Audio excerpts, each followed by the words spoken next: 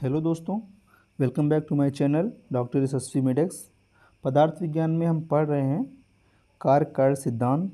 इनमें जो अगला सिद्धांत हम पढ़ने वाले हैं वो है अनेकांतवाद, थ्योरी ऑफ प्लूरलिज्म।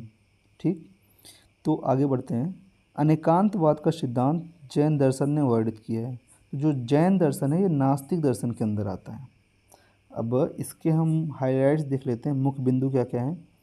अनेकांतवाद का सिद्धांत जैन दर्शन के तत्वशास्त्र से संबंधित है। अनेकांतवाद एक ऐसी विशाल दृष्टि है जिसमें वस्तु के सभी धर्मों का समन्वय हुआ है। ठीक है ना। जैन दर्शन इस संसार में अनेक वस्तुओं के अस्तित्व को मानता है। जो भी वस्तुएं हैं, अनेक वस्तुओं के अस्तित्व को मानता है। ठीक है ना, मतलब ये ईश्वर विश्वास नहीं रखता था क्योंकि, और कहता है कि इन प्रत्येक वस्तुओं के अनंत धर्म हैं, अनंत पहलू हैं। अनंत धर्मकम वस्तु। जैन दर्शन के अनुसार प्रत्येक वस्तु के दो पक्ष हैं, नित्यता और अनित्यता। नित्य मतलब क्या होता है? शाश्वत, जो हमेशा रहेगा। अनित्य जो बदलता रहता है। तो नित्य अर्थात अस्थाई और अनित्य अर्थात अस्थाई। नित्य गुण वस्तुओं में निरंतर विद्यमान रहते हैं, अनित्य गुण निरंतर परिवर्तित होते रहते हैं। ठीक है ना। नित्य गुण वस्तु के स्वरूप को निर्धारित करते हैं। किसको? वस्तु के स्वरूप को निर्धारित करते हैं, अतः उन्हें आवश्यक गुण कहा जाता है। अनित्य गुण हमेशा वस्तुओं में नहीं रहते, अतः उन्हें परिवर्तनशील गुण कहते हैं। इसका उदाहरण क्या है? आत्म का चैतन्य आवश्यक गुण का या स्वरूप गुण है, जबकि सुख दुख इच्छा द्वेष द्वेषादि परिवर्तनशील गुण है। आगे बढ़ते हैं। इस तरह वस्तु के अनेक धर्म होते हैं। यदि कोई वस्तु कि एक धर्म को उसका संपूर्ण स्वरूप मान लेता है तो वह गलत होगा और एकांतवाद का समर्थक कहलाएगा। ठीक, ये हाईलाइट किया हूँ, इसको ज़रूर याद कीजिए, ये लाइन इंपॉर्टेंट है। ठीक है ना। जैन दर्शन, वेदांत और बौद्ध दर्शन एकांतवादी मानते हैं। वेदांत दर्शन ने वेदांत दर्शन क्या था? ये था आस्तिक दर्शन ने ब्रह्मा की नित्यता को ही एकमात्र सत्य मानना है तथा जो परिवर्तनशील है उसे असत्य घोषित कर दिया है। वेदांत दर्शन ने ब्रह्मा एकांतवाद और बौद्ध दर्शन ने क्षणिक एकांतवाद। क्षणिक मतलब तदात्म बुद्धि, हमने पढ़ा था ना। क्षणिक मतलब जो पल भर में बदलता रहे, जो दोषपूर्ण है। जैन दर्शन अनेकांतवाद को मानता है क्योंकि वे नित्यता और अनित्यता, एकता और अनेकता का समन्वय करते हैं। जैन दर्शन एक और सिद्धांत है श्यायवाद। श्यायवाद, तो ये एमसीक्यू में बनता है कि श्यायवाद क्या है, कौन श्यायवाद सिद्धांत किसने दिया, किस दर्शन के अंतर आता है? तो जैन दर्शन के अनुसार आता है। अनेकांतवाद श्यायवाद के लिए पृष्ठभूमि है। ये हम टेबल जब पढ़ाए थे दर्शन वाला, उसमें आपको अच्छे से बताए थे, तो आप वहाँ से देख सकते हैं। ठीक है ना। तो आगे बढ़ते हैं। बाकी जो इम्पोर्टेंट लाइन उसको हम देख लेते हैं, इसमें क्या क्या है। अनेकांतवाद और शैववाद में अंतर क्या है? अनेकांतवाद तत्वशास्त्र से संबंधित है, शैववाद प्रमाण शास्त्र से।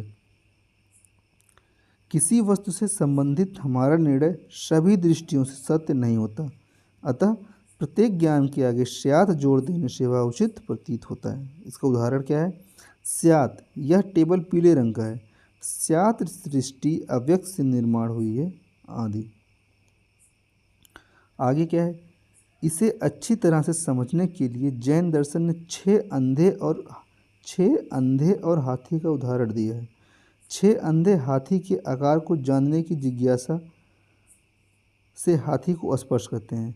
कहने का मतलब कोई हाथी खड़ा कर दिए हैं और हम छह अंधा पुरुष या छह अंधे आदमी लगा दिए हैं कि अब पहचानो ये क्या है। जो अंधा हाथी के शरीर के जिस भाग को स्पर्श करता है वह उसी भाग को पूरा हाथी समझ लेता है।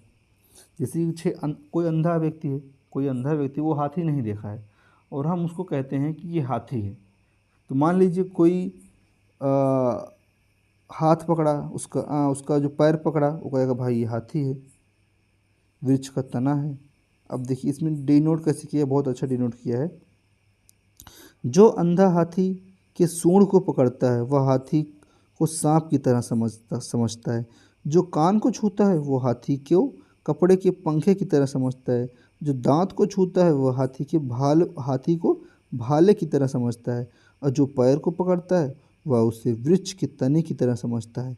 यहाँ आप देखिए बहुत अच्छे से इस पिक्चर में दिखाया गया है। एक जो है दांत पकड़ा तो भाला समझ लिया, ठीक है ना। एक पैर पकड़ा तो वृक्ष का तना समझ लिया। एक पूंछ पकड़ा तो उसे रस्सी समझ लिया। एक पेट पकड़ा तो उसे दीवार समझ लिया। एक कान पकड़ा है तो उसे पंखा समझ लिया। एक जो उसका सूंड पकड़ा है तो उसे सांप समझ लिया। कि ऐसे ही हाथी होता है, ठीक है। तो सभी अंधे अपने ज्ञान को सही समझते हैं, लेकिन वास्तव में वे सब गलत हैं, क्योंकि सभी ने हाथी की एक ही हिस्से या पहलू को जाना है। इसी तरह किसी भी वस्तु या विषय के संपूर्ण धर्मों का जब तक ज्ञान नहीं हो जाता तब तक उस विषय वस्तु के संदर्भ में हमारी धारणा गलत है। कहने का हमको हर एक पक्ष से किसी चीज़ को देखना चाहिए, एक पक्ष देखकर हमको निर्णय नहीं लेना चाहिए। अब देखिए आयुर्वेद में क्या है, आयुर्वेद में दोषों के विभिन्न गुण बताए गए हैं और इनमें एक प्रमुख गुण बताया गया है। उदाहरण क्या है, वात के रुच, लघु शीत, खर, सूक्ष्म, चल, ये गुण बताए गए हैं। चल को वात का मुख्य गुण बताया गया है। वात क्या होता है, वात मीन्स वायु। अभी हम जब पढ़ेंगे फिजियोलॉजी जब पढ़ेंगे तो उसमें आएगा वात, तो वात के गुण आएगा, तत्र रुचो, लघु शीत, सूक्ष्म चलो, अनिला, है ना। ये श्लोक आपको याद करना पड़ेगा। अतः इसे स्वरूप गुण कह सकते हैं। चरक संहिता में वर्णित विविध संभाषाएं अनेकांतवाद और शैववाद के उदाहरण हैं। आगे बढ़ते हैं, स्वभाव परमवाद। नेक्स्ट सिद्धांत क्या है, स्वभाव परमवाद, theory of natural destruction and separation. स्वभाव परमवाद का सिद्धांत चरक संहिता की मौलिक देन है। इसके इम्पोर्टेंट बिंदु क्या हैं, स्वभाव परम का अर्थ है स्वभाव से उपरम, उपरम मतलब नाश, ऐसा होता है। उपरम का अर्थ है नाश होना, अतः स्वभाव परम का अर्थ है स्वभाव से नाश।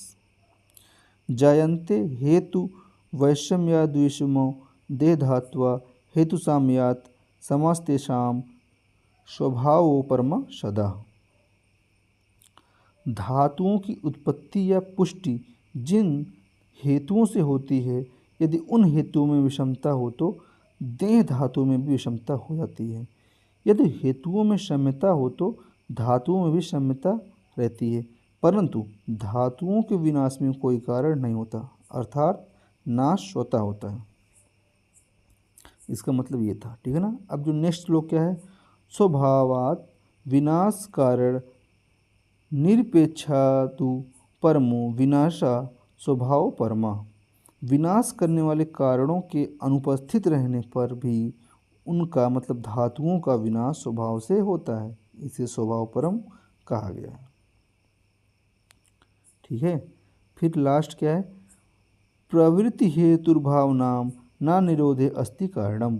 किसी भी भाव की उत्पत्ति में कारण होता है परंतु उसके विनाश में कोई कारण नहीं होता। उदाहरण क्या है, दीपक की लौ को जलने में तैल रूपी कारण की आवश्यकता होती है परंतु उसके विनाश में कोई कारण नहीं होता। कहने का मतलब कोई हम दीपक जलाते हैं उसमें क्या रहेगा, उसका कारण क्या है, क्यों जलेगा, जब तक उसमें दिए में तेल रहेगा तब तक वो जलेगा, लेकिन उसका विनाश का कोई कारण नहीं होगा। कुछ आचार्यों के अनुसार उत्पादक हेतुओं का ना होना भी भाव पदार्थ का नाश का कारण है। तो ये इतना इम्पोर्टेंट नहीं जो समझ में नहीं आ रहा। इम्पोर्टेंट इसमें क्या है कि मुख्य बिंदु है और कुछ उदाहरण है। इस स्वभाव परमवाद को समझने के लिए एक उदाहरण को समझते हैं। यदि किसी व्यक्ति में अतिरुच आहार से वात का प्रकोप होता है तो उसकी चिकित्सा हम स्निग्ध आहार से करते हैं। यहाँ स्निग्ध आहार कफ की उत्पत्ति करता है जिससे वात का शमन अपने आप हो जाता है। यहाँ उत्पत्ति में कारण है परंतु विनाश में कारण नहीं, ठीक है। तो ये इम्पोर्टेंट है, मतलब वात का प्रकोप होएगा तो चिकित्सा में हम स्निग्ध आहार से करेंगे, क्योंकि स्निग्ध क्या करेगा, ये कफ की उत्पत्ति करेगा। अगर ये कफ बढ़ाएगा तो वात अपने आप कम हो जाएगा, ठीक। अब क्या है, समकालीन विज्ञान में कार्य काल का संबंध, काज and effect relationship, contemporary science. तो ये मॉडर्न से रिलेट कर देगा लास्ट में। इसको पढ़ सकते हैं, इतना इंपॉर्टेंट नहीं है, यहाँ से नहीं आता क्वेश्चन, ठीक है ना। तो नेक्स्ट वीडियो में एक बार इसमें अभी तो सब ये सिद्धांत खत्म हो चुके हैं, तो नेक्स्ट वीडियो हम देखेंगे कि ये जो टेबल दिया गया है एक साथ इसको हम देख लेंगे, तो सभी सिद्धांत में अंतर समझ में आ जाएगा, ठीक है ना। और वीडियो अच्छी लगी हो, समझ में आया हो, तो लाइक कीजिए, शेयर कीजिए, सब्सक्राइब कीजिए। Thank you.